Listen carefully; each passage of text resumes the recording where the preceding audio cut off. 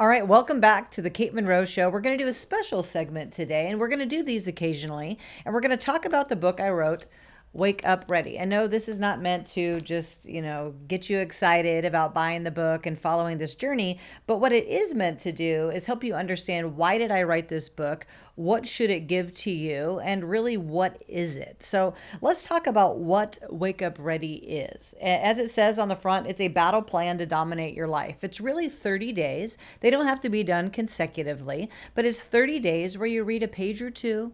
If you buy the little workbook that goes with it, it has you do a little bit of work, because as you know, changing your life takes work. It's not easy. It takes pressure to make a diamond. And this may not be for you if you're happy where you are. If you're just kind of coasting through life and you don't really want to know new things and you don't want to grow and you don't want to change, this may not be for you. But if you're sitting somewhere, going to bed at night watching me, or driving to work listening to me, or whatever it is, and you're thinking, man, I really wish I had a better job, I wish I had a better relationship, I wish I believed in myself more, then this is for you. So why did I write Wake Up Ready? Very simply, I get asked, hey Kate, and then a question about 100 times today. Hey Kate, what's your opinion on da da da? Hey Kate, what would you do if this happened to you? Hey Kate, hey Kate. And finally I said, what if I just put all the hey Kate answers and my whole operating system into this book?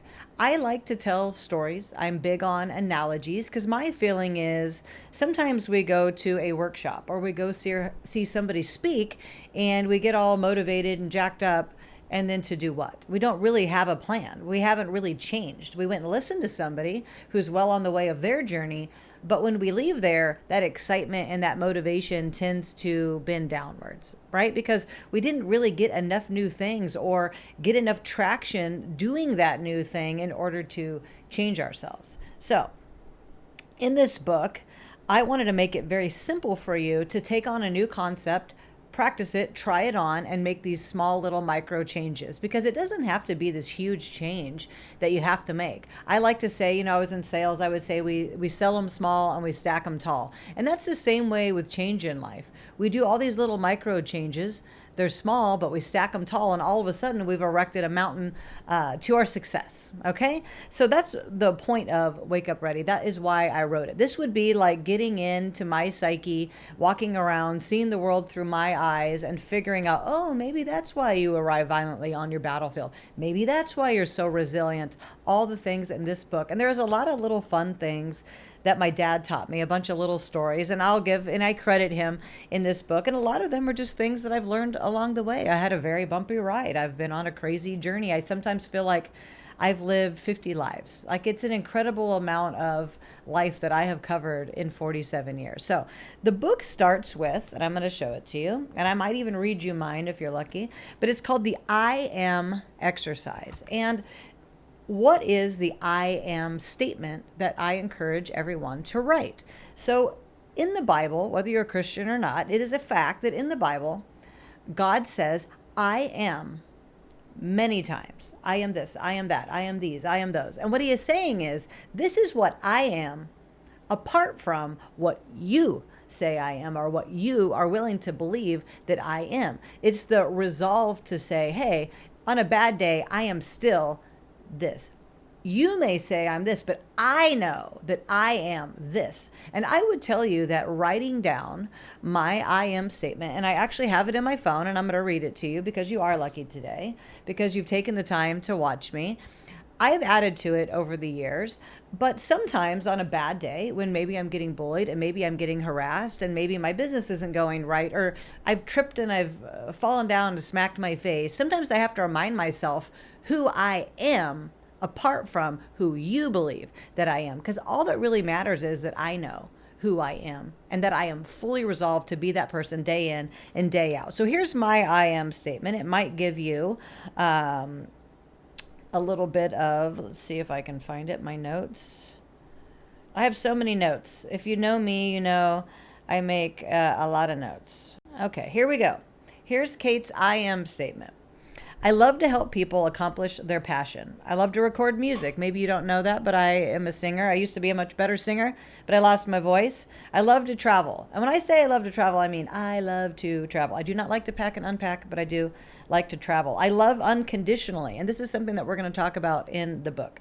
I always like to go to the movies. Always. A movie to me is always going to be more entertaining than whatever else I could be doing out in the world. I've never seen a sunset I didn't like. The feeling of waves hitting my body, magic. See, such a foodie. I'm passionate about it. I love to go dine as an experience. And I love having a 9-year-old who absolutely loves to dine out as well. Making simple things an experience is my gift. So, I told you that story about Krista, who's here in the room with me, and how we went through Central Park to get to the Yankee Stadium. And that could be very simple. Riding in a rickshaw to get somewhere isn't that big of a deal, but you can make anything an experience if you go out of your way to do it. I've never known a day without God in my whole life, so I can't even remember not being a Christian. I believe in miracles. I believe being present in the moment. That's a superpower. Telling people I love and appreciate them is easy for me. Growing up in a small town in a small home with amazing parents who love me, my grandma Kathy, Kate, right, is who I miss the most. I went to Christian college on a full ride. I went into the Marine Corps, so I am a Marine. I'll be one when I go in the grave. I am a published Christian fiction author. I am a published author for many things now since I wrote this down. I was a karate champion. I love the discipline. I've had many highs and many lows. I have grit. I am a person that has grit. I smash my face. I learn beauty is fleeting. I'm not afraid to fail. Serial entrepreneur. I can sell anything I believe in. I can handle a lot of pressure. My ability to finish what I start, second to none. I will finish the journey. I am driven and focused, very resolute. I make a mean quesadilla. And you might not think that matters, but you haven't had such a quesadilla. My friends would say that I am clutch, that I can be counted on. I have a passion for veterans, and kids who need me always find me. And that's a very interesting one, because when I wrote that down, I did not yet have my own child. I wrote that down, and what I meant at the time was that people who are broken or don't have parents or don't have someone to stand in the gap for them will always find me. And it was interesting to me, and I'll just take a little side quest here for a second.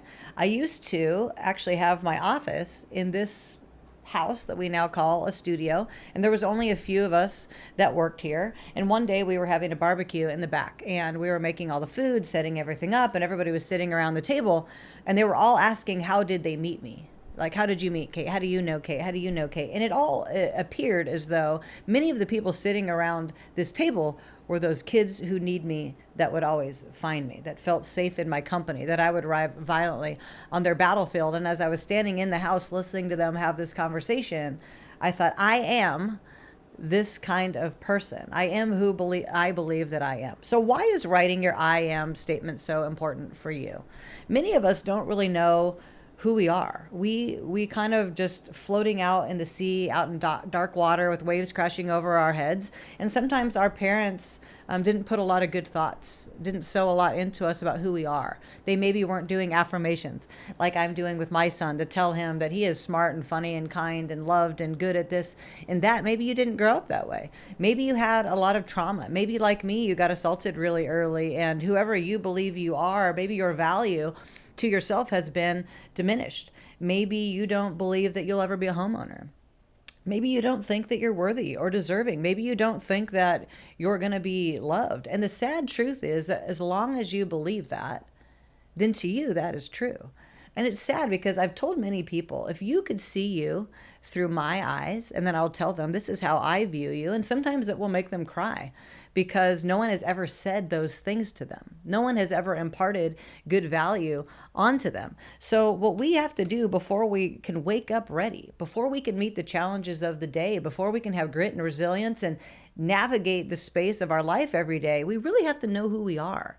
Because you're going to have bad days. In the book, I talk about how there's good days and bad days, and that's just the rest of your life.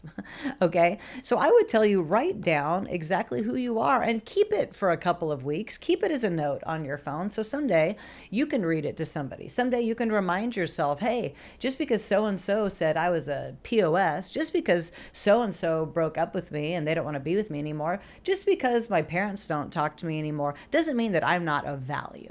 because everybody has intrinsic value. Could you be more valuable to yourself? Yes, you could. Could you be more valuable to your friends? Yes, you could. You could be more valuable to your job and to your parents and to yourself, but not until you really understand who you are. So I want to tell you one of the stories in this book, and I'm trying to think of the chapter that it is, and then we're going to end all that on that. We are going to do the paradigm shift.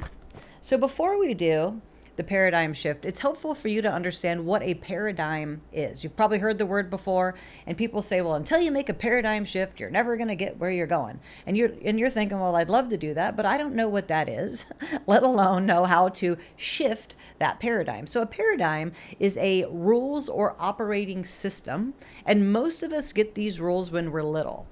We get these operating rules based on how we grew up, what our parents said we were capable of, watching other people do things. It could be something as simple as a recipe, and I'm about to give you a little analogy here. But if you have a bunch of old operating rules that you know are limiting you, this is where this particular chapter in the book is going to come in handy. Most people need to break out of and break free of a lot of these old paradigms. Some of them are good. Some of the operating systems that we have are good. They keep us safe. They keep us sound. They keep us going the right direction. But a lot of them are things we learned when we were little that we need to set ourselves free of. So I'm going to tell you a little story. And at the end of it, I want you to think of something that's like this story.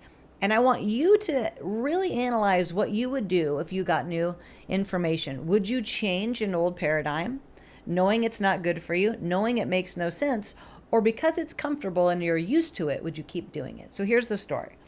So a husband was watching his wife make a pot roast, something very simple. If you haven't had pot roast, it's great. My grandma made maybe the best one I've ever had. I don't make it like that. But a man was watching his wife make a pot roast, and he watched her make it many times. So this is probably the 20th time in their marriage that he has seen her make this pot roast, make this same recipe. She would get it out, she would season it, put it in the pan with the potatoes and the carrots. But he noticed one odd thing that she would do. She would cut the ends off of the pot roast before she would put it in the pan, before she would put it in the oven.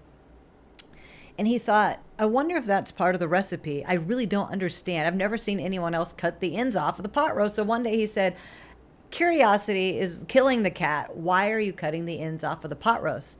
Is that part of the recipe? She said, well, it's got to be. I watched my mom make it a million times growing up, and she always cut the ends off of it. He said, can you call your mom? I need to understand, why are we cutting the ends off? So she picks up the phone, ring, ring, ring. Mom answers the phone, and she said, hey, Mom, I'm sitting here with Bill, and he's wondering, why do we cut the ends off the pot roast? And I told him, I grew up watching you make it, and that must have been part of the recipe, but he's curious. And the mom said, well, I don't really know. I mean, it's part of the recipe I have from your grandma.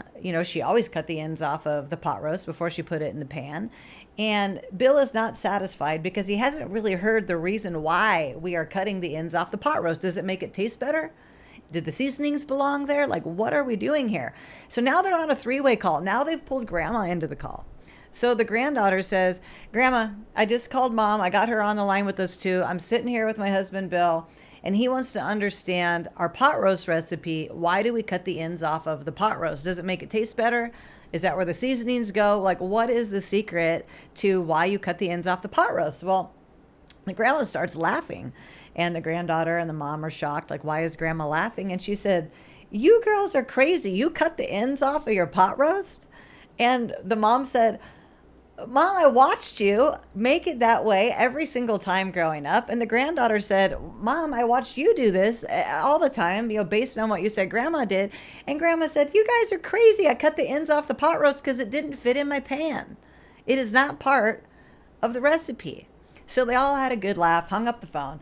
And the husband was sitting there chuckling to himself. And he said, I knew there was some reason that she cut the ends off the pot roast that had nothing to do with the recipe. But now that you know that you shouldn't cut the ends off the pot roast because it's not part of the recipe, what are you going to do next time? I mean, you've already cut them off this time. So this time, okay. What are you going to do next time? And his wife had to sit there for a second and think. I mean, obviously, of course, I'm not going to cut them off. But out of habit, we always slink back. So of course she committed not to cut the ends off of the pot roast. But what is your pot roast recipe? Like, really think about it. What are these little funny hangups or weird little rules or something somebody told you a long time ago to do, or something you learned, or something you think about yourself, or something someone said to you that you still believe, that's been ruling your life, that you probably don't need to do anymore? I mean, this is a really big challenge for human beings in general, because through repetition, we learn to behave a certain way, and it's very hard to change. Now, maybe it's easy to change when it comes to a recipe. Maybe that's something simple to change. But what if your paradigm is that your family doesn't own a home? That your grandparents weren't homeowners and your parents weren't homeowners, and they taught you that that wasn't good for you? Or what if your paradigm is F the man, because the man has all the money and they're always trying to attack the little guy? Well, with that paradigm, you're never going to be the man. You're never going to have all the money. What if your paradigm around money comes from a point of scarcity? From your grandparents, from your parents, now down to you. And now you operate in scarcity all the time. You don't operate in abundance. So really think about this. What is your pot roast story? And are you willing to change if you're provided new information? Anyway, I hope this was helpful for you. If you want to go on the journey and you want to change your life and you want to download what I know into your mind, it's very simple. Go to wakeupreadybook.com, get the book and the workbook, because it takes work, guys. You can't just read this book and do no changes, because you're not going to wake up ready. And I'm going to tell you right now, wake up ready means when my feet hit the floor in the morning, I am ready to meet the demand of the day. I'm going to happen to my day. I tell people, you don't think the devil doesn't knock on Kate's door, knock, knock, knock, to say, hey, you got a minute? And because I wake up ready and I manage my life, I have to say, no, sorry, all stocked up today with a bunch of fruitful winning. Come back tomorrow. And eventually, guess what? He goes away and goes to bother somebody else. So don't be the person that has the time for the devil to get into your way. Anyway, I love you. Thanks for tuning in to the Kate Monroe Show. I'll see you next week.